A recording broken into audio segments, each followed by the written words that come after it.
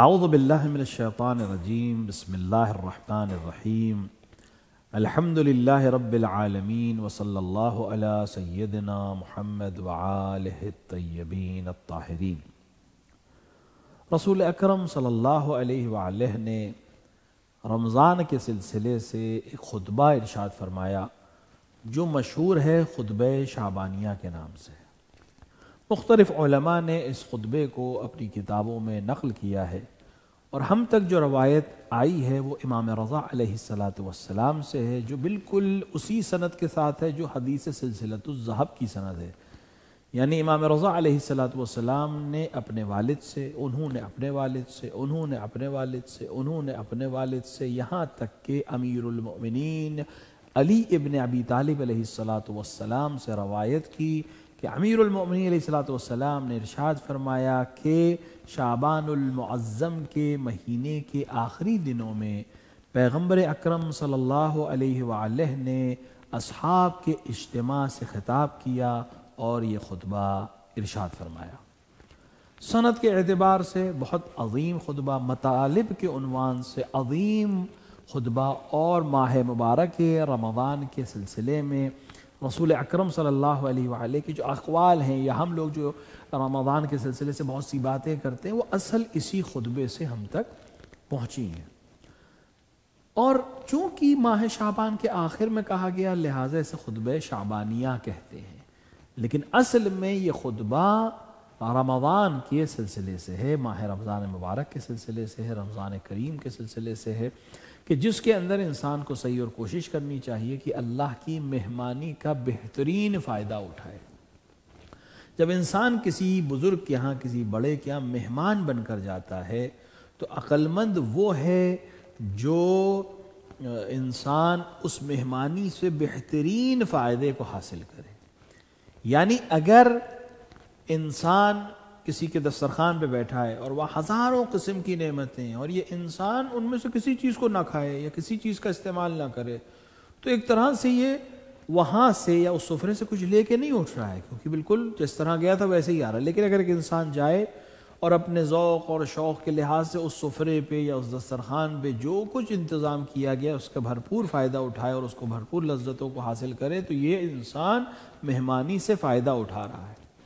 ماہ رمضان میں خداوند عالم مؤمنین کو مہمان بنا رہا ہے، یعنی ہم مہمان ہیں، خدا ہمارا میزبان ہے۔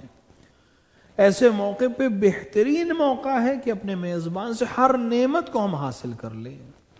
ان چیزوں کی طرف پیغمبر اکرم صلی اللہ علیہ وآلہ نے اس خطبے میں بہت سی رہنمائی فرمائی ہے۔ امیر المؤمنین امام علی ابن ابی طالب علیہ السلام نے ارشاد فرمایا کہ شعبان المعظم کے مہینے کے آخری دنوں میں پیغمبر اکرم صلی اللہ علیہ وآلہ نے خطبہ ارشاد فرمایا اور کہا: ایھا الناس انہ قد اقبل الیکم شہر اللہ بالبرکۃ والرحمۃ والمغفرۃ۔ اے لوگوں، ان قریب خدا کا برکت کا، رحمت کا اور مغفرت سے بھرا ہوا مہینہ تمہارے قریب آ رہا ہے۔ یہ اس کے بعد آپ نے فرمایا وَشَحْرٌ هُوَ عِنْدَ اللَّهِ أَفْضَلُ الشُّحُورِ وَأَيَّامُهُ أَفْضَلُ الْأَيَّامِ وَلَيَالِهِ أَفْضَلُ اللَّيَالِي وَسَاعَاتُهُ أَفْضَلُ السَّاعَاتِ۔ یہ وہ مہینہ ہے جو اللہ کے نزدیک، دیکھیں کچھ چیزیں ایسی ہوتی ہیں ہم اس کو پسند کرتے ہیں، میرے نزدیک یہ اہمیت رکھتی ہے، تو میرے نزدیک جو چیز اہمیت رکھتی ہے وہ میری شخصیت کے لحاظ سے بھی اہمیت رکھے گی۔ ایک عام انسان کی پسند ایک عام پسند ہے، ایک مرجع تقلید کہے کہ میری نظر میں یہ چیز اچھی ہے تو ایک عام عالم کے مقابلے میں اس کی پسند معتبر ہے کیونکہ وہ ایک مرجع ہے۔ اگر امام کہیں کہ میری پسند ہے تو ایک حیثیت ہے اس کی، امام معصوم کہے یہ میری پسند ہے، یا پیغمبر اکرم کہیں کہ میری پسند ہے تو بہت اہمیت۔ ایک دفعہ خدا کہے یا خدا کی نظر میں کسی چیز کی اہمیت، اب اس سے اعلیٰ کوئی چیز ہو ہی نہیں سکتی۔ پیغمبر اکرم یہاں پہ ارشاد فرما رہے ہیں شہر ہوا عند اللہ، یعنی اللہ کے نزدیک۔ کسی نبی کی بات نہیں ہو رہی، کسی اولیاء کی بات نہیں ہو رہی، کسی اوصیاء کی بات نہیں ہو رہی، کسی عام انسان کی بات نہیں ہو رہی، فرشتوں کی بات نہیں ہو رہی، نہیں، خالق کل کی بات ہو رہی ہے، جس نے ہر چیز کو خلق کیا ہے اس کے نزدیک افضل الشہور، یہ مہینہ تمام مہینوں میں افضل ہے. یعنی جتنے بھی مہینے ہیں، 12 مہینے اسلام نے کہا کہ ہمارے نزدیک، اللہ کے نزدیک، دین اسلام کے نزدیک 12 مہینے. وہ ایک الگ بحث ہے کہ کیوں یہ بات کہی گئی، لیکن 12 مہینے، 12 مہینوں میں سب سے افضل کون ہے؟ ماہ مبارک رمضان. رسول اکرم فرما رہے اللہ کے نزدیک سب سے افضل ماہ مبارک ہے. وَأَيَّامُهُ أَفْضَلُ الْأَيَّامِ، دنوں میں بھی سب سے افضل اسی مہینے کے دن ہیں. وَلَيَالِهِ أَفْضَلُ اللَّيَالِي، تمام راتوں میں افضل اس کی رات ہے. پیغمبر اکرم کہتے ہیں اللہ کے نزدیک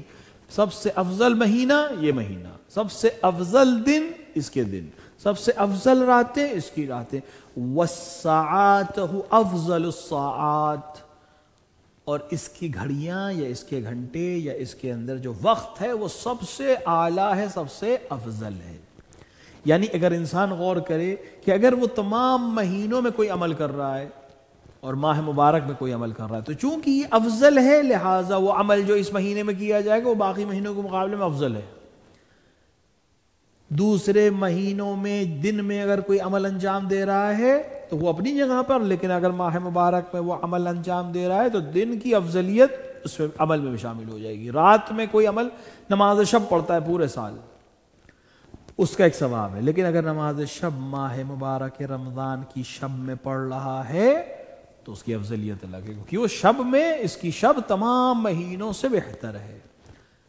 اس کے گھنٹے تمام گھنٹوں سے بہتر ہیں، وہ بھی اللہ کے نزدیک. یعنی اگر کوئی انسان کوئی نیک عمل کرتا ہے، اس میں اپنے وقت کو صرف کرتا ہے، کوئی نیکی کا کام کر رہا ہے، پڑھائی کرنے والا کوئی اسٹوڈنٹ 1 گھنٹہ پڑھائی کرتا ہے، باقی دنوں میں یا باقی مہینوں میں 1 گھنٹہ پڑھائی کا خداوند عالم جو اجر اسے دے گا، اس مہینے میں وہ اجر افضل ترین ہوگا، کیونکہ یہ گھنٹے تمام گھنٹوں سے افضل ہیں. پیغمبر اکرم لوگوں کو متوجہ کر رہے ہیں، اور یہ صرف ان لوگوں کے لیے نہیں ہے جن کے سامنے پیغمبر نے خطبہ دیا، بلکہ جب ائمہ طاہرین نے نقل کر کے ہم تک پہنچایا تو ہمارے لیے لمحہ فکریہ ہے کہ ماہ مبارک رمضان جب آ رہا ہے تو ہم تیار ہو جائیں اس مہینے کے لیے جو پیغمبر نے ارشاد فرمایا کہ اللہ کے نزدیک تمام مہینوں سے افضل ہے، جس کے دن تمام دنوں سے افضل ہیں، جس کی راتیں تمام راتوں سے افضل ہیں، اور جس کی گھڑیاں، جس کے گھنٹے تمام گھنٹوں سے افضل ہیں. بارگاہ خداوندی میں دست پہ دعا ہے کہ وہ ہمیں توفیق عطا فرمائے کہ ہم اس مبارک مہینے کی برکتوں کو حاصل کر سکیں، ائمہ کے ارشادات پر، پیغمبر اکرم صلی اللہ علیہ وآلہ کی فرمائشات پر عمل کر سکیں، اور وہ بن سکیں جو خدا اور اہل بیت چاہتے ہیں کہ ہم بنیں. وصلی اللہ علی سیدنا محمد وآلہ الطیبین الطاہرین.